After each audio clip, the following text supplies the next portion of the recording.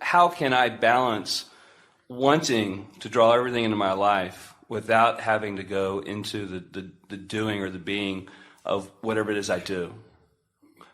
I want to go create $1 million, but I don't want to go to work for it.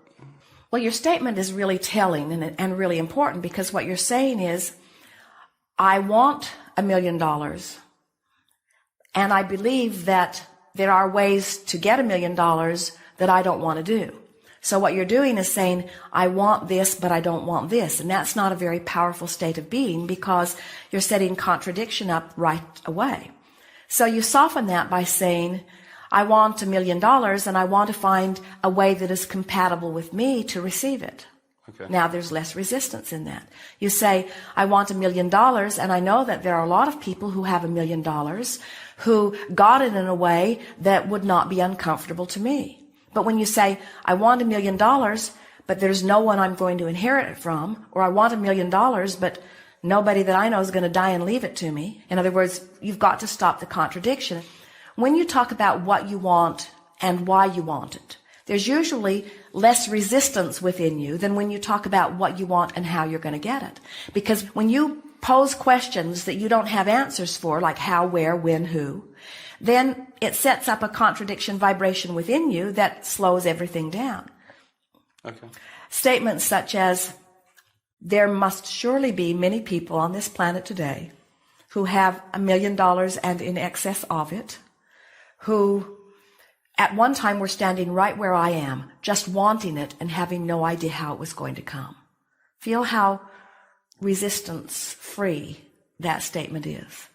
Words like faith and trust are so annoying on some levels, but we want to explain to you the value of them, because even though you don't know how or where or when or who, if you know what, and you've talked about why you want it, and you've practiced the thought of it until it's starting to feel very familiar to you, what begins to happen is things that couldn't happen to you now begin happening, and ideas that wouldn't even occur to you now begin to occur to you, and rendezvous with people that you don't have access to now begin to happen. And when your $1 million and many more come to you, you will wonder where it always was. It seems like the resistance is so subtle. It's like it's somewhere in the background of the drama you don't even recognize. We wouldn't call it subtle. Well, maybe that's a good word for it, but we would use a more blunt word.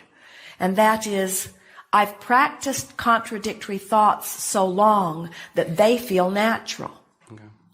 And so when you start imagining having $1 million, and we're going to play here with you for just a little bit, but when you start imagining what that means, and we don't want you to just get $1 million and stop. You're going to want $1 million always at your disposal. You're going to want to spend that and have another on its heels, because we promise you, once you get used to millions of dollars moving through your experience, $1 million won't last you very long. Because you begin to live in a way and your property taxes go way up. You see. So what is it that we are wanting you to trust in? The fact that you can be or do or have anything. How is it that we want you to approach it? Slowly and gently. We want you to be happy with where you are. You have to make peace with where you are. So you can't say, oh, my life is miserable and I have to do all of these things I don't want to do. And boy, if I had $1 million, then I wouldn't do any of these things. Because can you feel how jumbled the energy is? What you're saying is, universe, I'm miserable and unhappy where I stand. Please give me something that will make it better. And the universe says, sorry, we can only give you more things that will make you miserable, because that's the vibe you're offering. And you say, well, how do I offer something other? I want to be over there and I'm over here. And we say, well, talk about what's over there. And most people have a very difficult time talking about what's over there, because they've been talking so long and hard with such detail about what's over here that that's what's active in their vibration. And that's why we're talking about these emotional journeys. You got to talk yourself into a different vibe, and then different things will come to you. I was wondering if I was creating too big, if I was trying to make something too big, and the gap between what I wanted and where I am was too big, and that was causing some of the grief. Well, surely $1 million is not too big from where you stand. That's just not too big.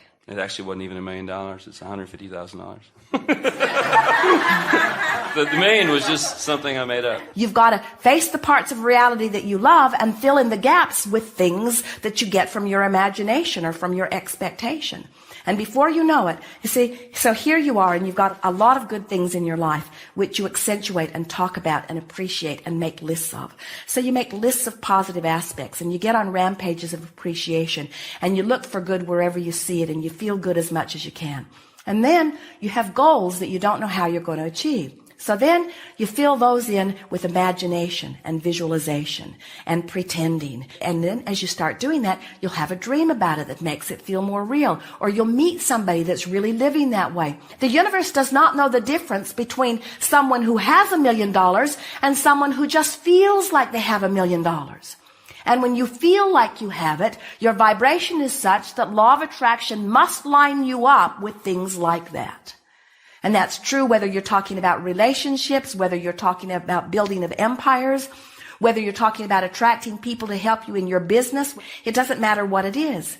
You've got to find the vibration of it, and you've got to practice the vibration of it until the vibration of your desire supersedes the vibration of doubt. And when the vibration of your desire supersedes your vibration of doubt, bam, it happens. And then you say, where have you been?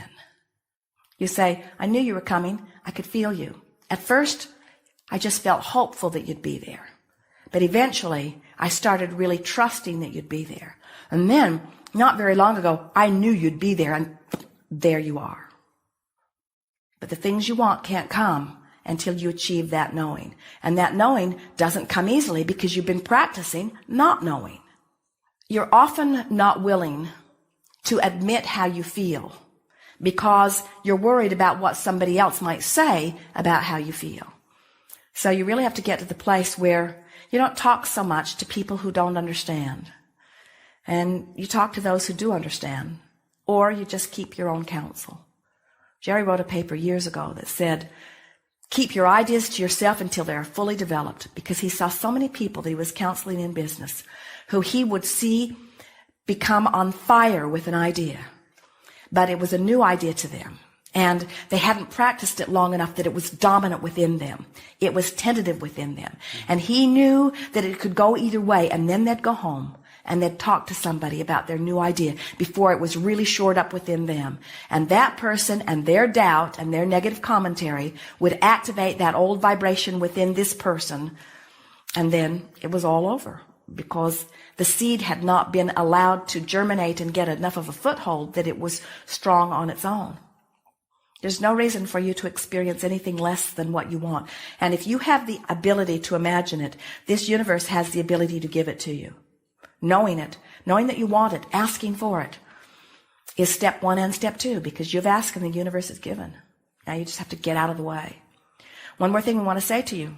We think that when you say you want it, but you don't want to work for it, we think that's where your cross purpose is, because you don't like doing the things that you think you're going to have to do in order to get it, but you don't believe you can get it otherwise.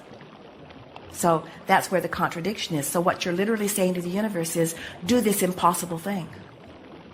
So what you have to do is find some way of making it not feel impossible.